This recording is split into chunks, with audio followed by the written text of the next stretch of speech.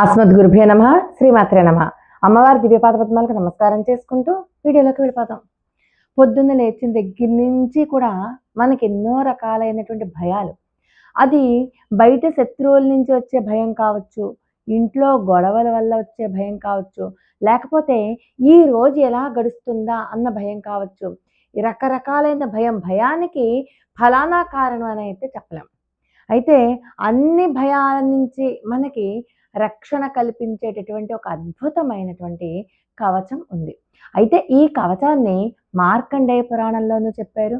అలాగే వరాహ పురాణంలో హరిహరుల చేత చెప్పబడింది కూడా. అంత హరిహర బ్రహ్మల చేత చెప్పబడినట్లుగా కూడా ప్రసిద్ధి. అత్యంత శక్తివంతమైనటువంటి కవచం ఈ కవచం.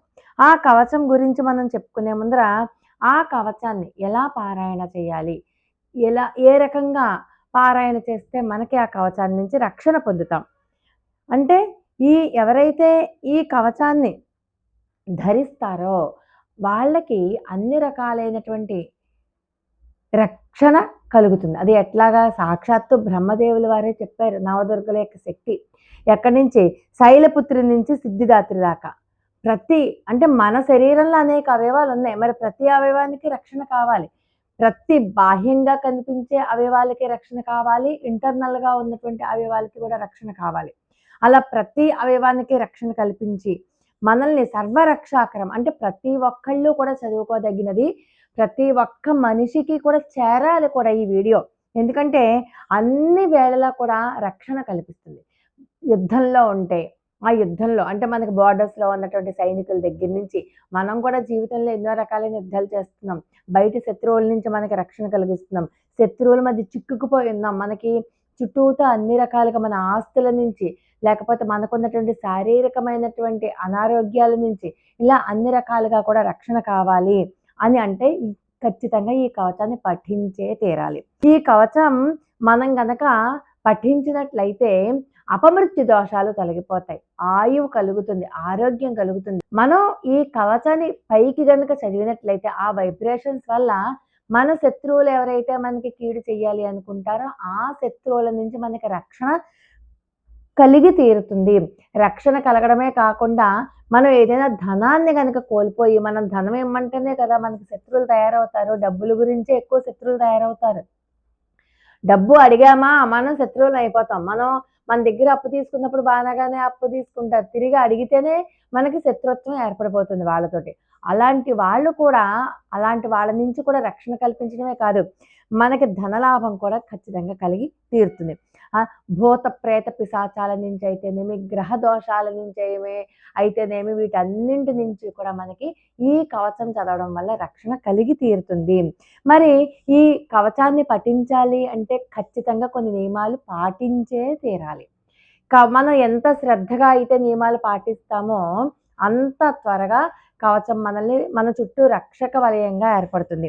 మనకి వీలైతే 3 పూట్ల చేయొచ్చు. వీలు కాకపోతే కనీసం ఉదయం సాయంకాలం, ఉదయం వీలు కాని వాళ్ళు సాయంకాలం చేసుకోవచ్చు, సాయంకాలం వీలు కాని వాళ్ళు ఉదయం చేసుకోవచ్చు. కాకపోతే కంటిన్యూస్గా చేసుకోవడం అనేది తప్పనిసరి. ఆడవాళ్ళకి ఉండేటటువంటి ఆ 3 రోజులు 4 రోజుల ఇబ్బందిని పక్కన పెట్టి వాళ్ళు కంటిన్యూ చేసుకోవచ్చు.